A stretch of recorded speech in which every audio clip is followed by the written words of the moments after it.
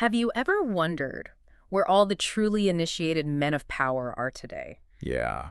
That's the question that poet Robert Bly posed in Bill Moyer's A Gathering of Men. Hmm. It's a question that I think still resonates. And in this deep dive, we're exploring it through Robert Moore and Douglas Gillette's book, King, Warrior, Magician, Yeah. Lover, rediscovering the archetypes of the mature masculine. It's amazing how that question asked years ago is even more relevant now. Right. What Moore and Gillette do in this book is use the idea of archetypes, Okay. these universal patterns that are embedded in our subconscious Yeah. to understand the path to mature masculinity. Okay. I have to admit, when I first saw the title, I thought it was going to be some kind of fantasy novel. Uh-huh. But what's so cool about this deep dive is that these archetypes, these blueprints for human behavior, can Right. offer insights for everyone, not just men. Absolutely. Yeah. These aren't about specific jobs or roles you play in life, but rather energies that reside within us all.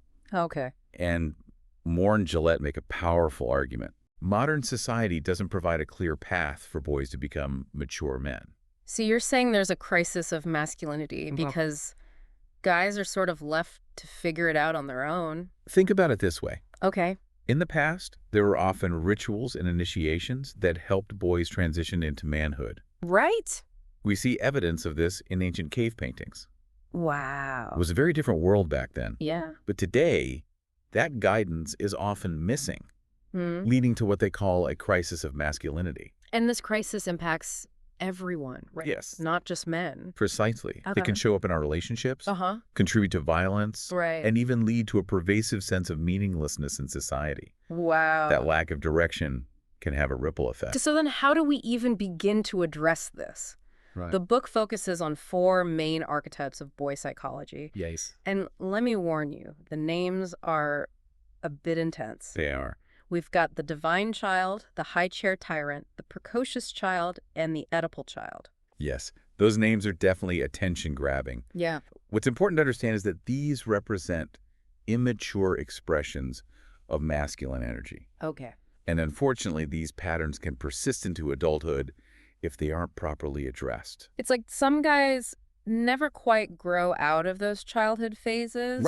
And it can cause problems in their lives and the lives of those around them. Exactly. Yeah. The book actually uses this cool visual, a triangle diagram, Okay. to show how these boy archetypes can evolve. Uh-huh. Imagine a triangle, Yeah. and at each point there's one of these immature energies. Right. It's like a map showing how a boy could grow, Okay. but often doesn't Right. in our modern world. So if those are the immature expressions, what does mature masculinity look like? Well, that's where the 4 archetypes of mature masculinity come in.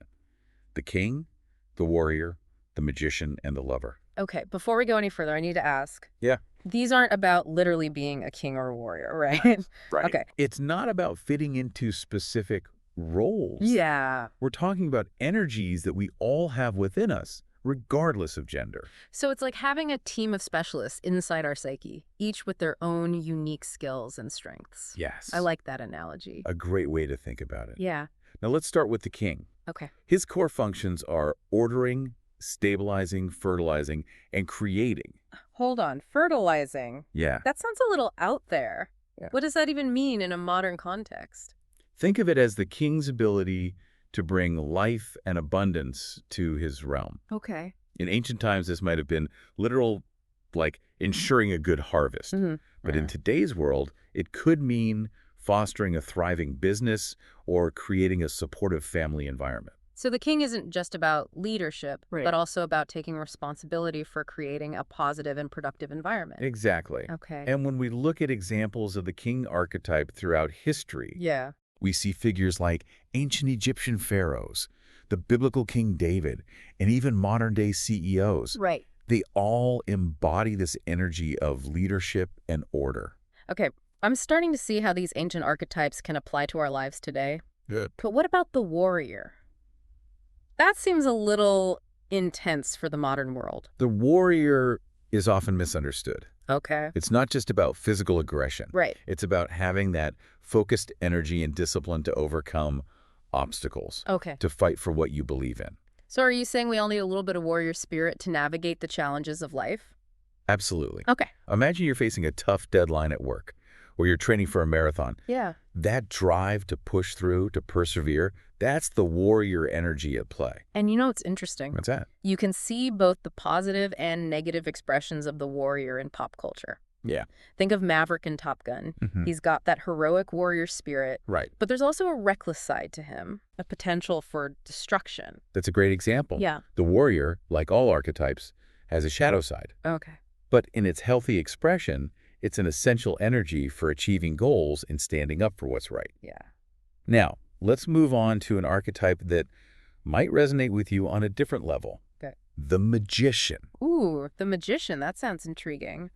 What exactly does the magician represent? The magician embodies knowledge, transformation, Okay. and that unique ability to tap into the unconscious. So They're like the bridge between the seen and unseen worlds. it's not about pulling rabbits out of hats or anything. No, though there's definitely a sense of mystery and power associated with this archetype. Okay. They give it more like having access to a deep well of wisdom and creativity. Okay, I see. So how does this magician archetype play out in real life? Well, Moore and Gillette use a classic story to illustrate the magician's power. Yeah, The tale of Merlin guiding King Arthur. right. Merlin's wisdom and ability to see beyond the surface helped shape Arthur's destiny. That's a great example. Yeah. It's like the magician has this incredible ability to guide and shape events, to see the bigger picture. Exactly. Yeah. And in today's world where we're grappling with the power of technology and scientific advancements, Right. the magician archetype feels especially relevant. You know, it makes me think of all those tech innovators and scientists who are pushing the boundaries of what's possible. Yeah. They're almost like modern day magicians in a way. That's a great connection. Right. They're tapping into that magician energy to transform our world in ways we never thought possible. Okay, so we've covered the king, the warrior, and magician. Yes. Now let's talk about the lover. Okay. I have to admit, I'm a little curious about this one. Now get this.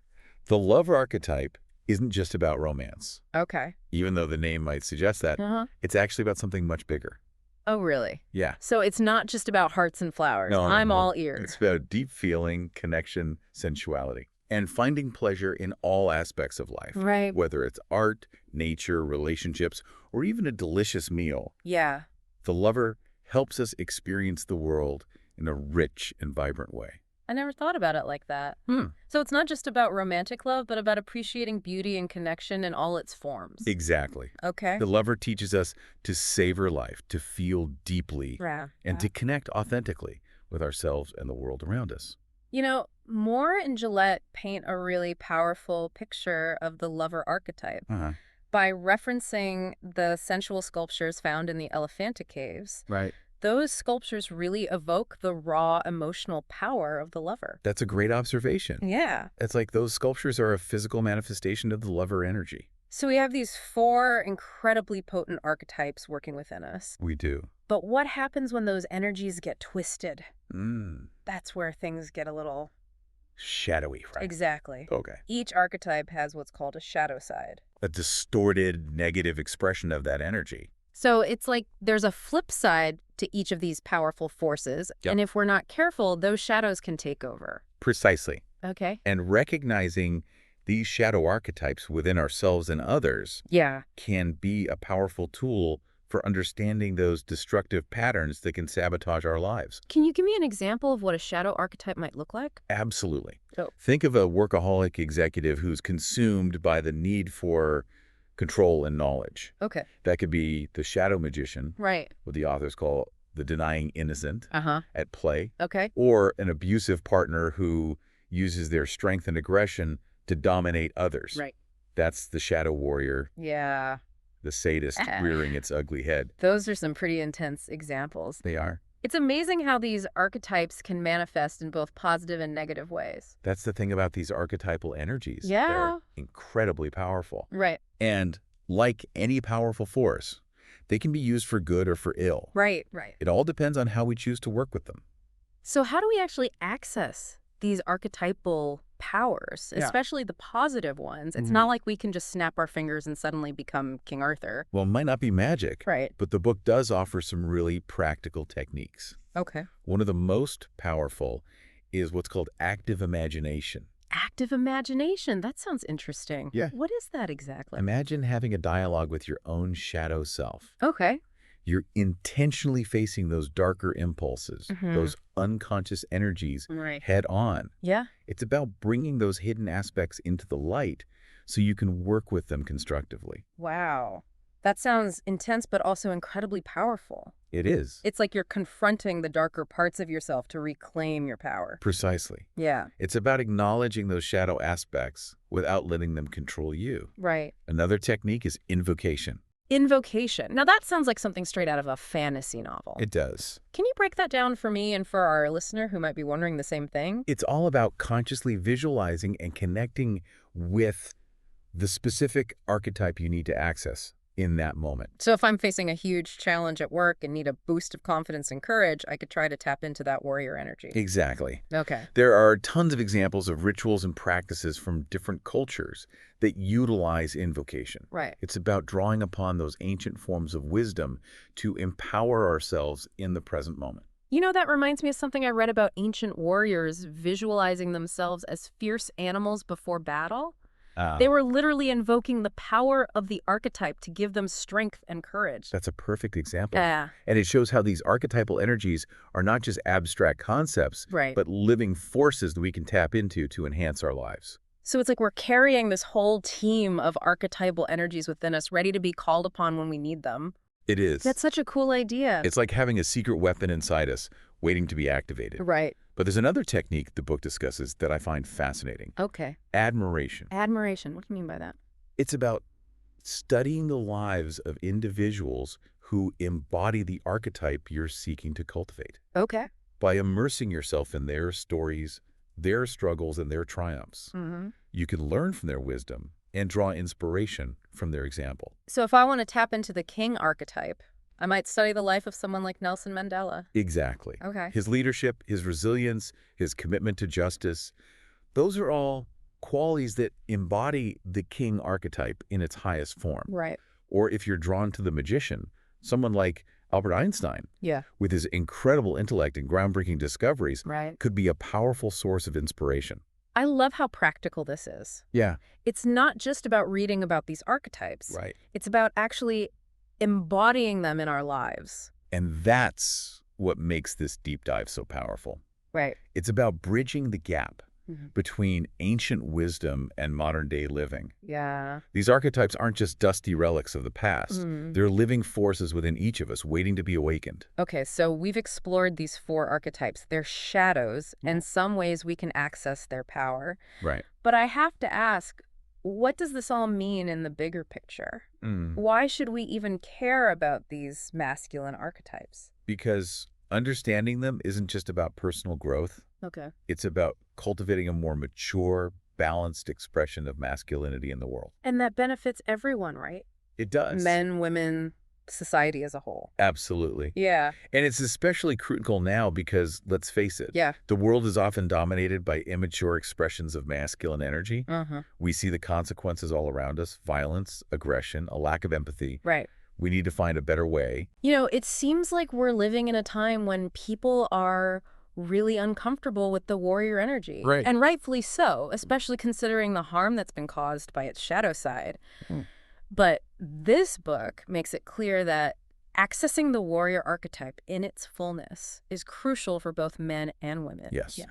The warrior, in its healthy expression, is about taking courageous action, setting boundaries, Right. and fighting for what's right. Yeah. We need that energy now more than ever. So it's not about suppressing the warrior, No. but about integrating it in a way that's both powerful and responsible. Exactly. It's about finding that balance, that sweet spot where the warrior energy can be a force for good in the world. So in a world grappling with so many challenges, Yes. accessing those mature masculine archetypes, Mm-hmm. the king, the warrior, the magician, and the lover, Right. offers a path forward. I truly believe it does. Yeah. It's about reclaiming those energies, not just for ourselves, but for the world. Yep. Think about the kind of leaders we need right now. Yeah. Leaders who embody the king's sense of responsibility, the warrior's courage, the magician's vision, Mm-hmm. and the lover's compassion. You know, there's a powerful quote by William Blake that speaks to this. What's that? 4 mighty ones are in every man: A perfect unity cannot exist but from the universal brotherhood of Eden, the universal man, to whom be glory evermore.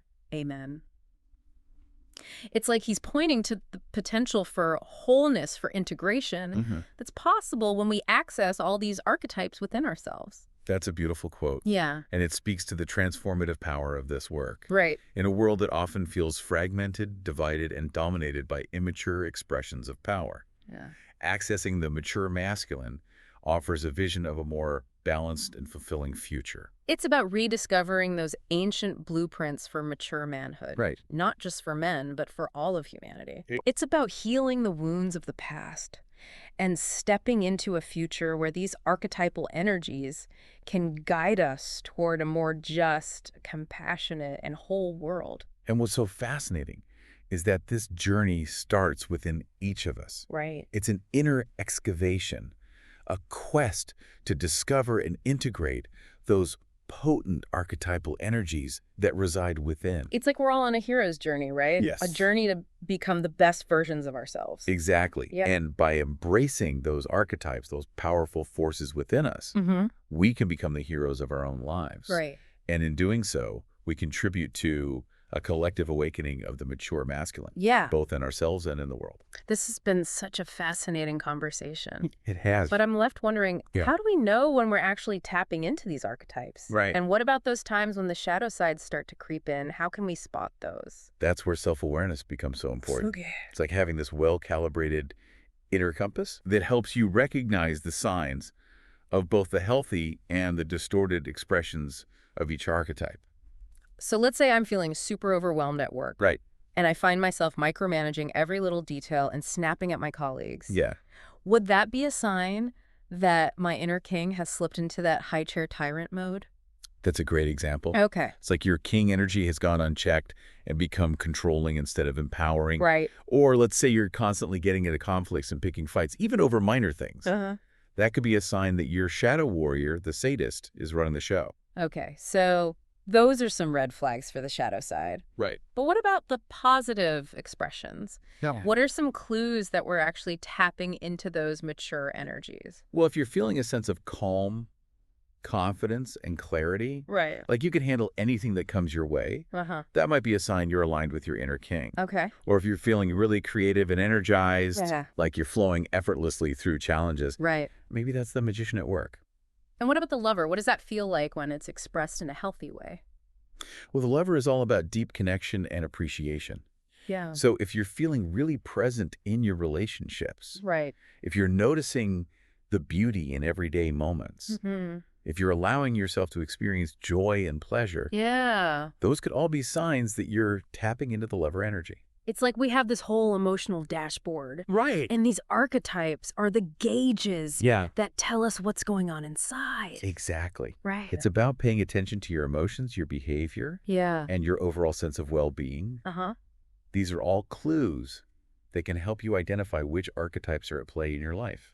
This is so fascinating. It is. It's like we're peeling back the layers of our own psyches. Yes. And discovering these ancient forces that shape our thoughts, feelings, and actions. And the more aware we become of these archetypes, the more conscious we become of the choices we're making.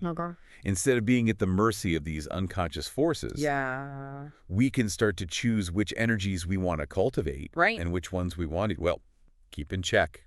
So it's like we can become the masters of our own inner kingdoms. Precisely. Okay. It's about taking responsibility for the kingdom within. Yeah. And that's what I find so empowering about this work. Right. It's not just about understanding these archetypes intellectually. It's about actually integrating them into our lives so we can live more fully, more consciously, and more authentically. And it's a journey, right? It is. There's no endpoint, no final destination. Exactly. It's about continual growth, evolution, and that constant dance between the light and shadow aspects of ourselves. So bringing it back to Robert Bly's question. Where are the initiated men of power today? Maybe they're not out there waiting to be found. Maybe they're within each of us, waiting to be awakened. And maybe, just maybe, the real initiation isn't some ancient ritual or ceremony. Maybe it's that ongoing process of self-discovery, of integrating these archetypal energies and of stepping boldly into our own mature masculinity. Right. Or, for that matter, our mature femininity. I love that. It's a journey that's open to everyone, regardless of gender. Absolutely. Yeah. It's about recognizing the power and potential of these archetypes. Right. Not just for men, but for all of humanity. And on that note, I think we've given our listener plenty to ponder. We have. What archetypal energies are you most drawn to? Yeah. And which ones might need a little more attention, a little more integration in your own life? Explore those questions. Right. And you might discover a whole new level of depth, meaning, and purpose. Remember, the real magic happens when we take this knowledge and apply it to create positive change in ourselves and in the world.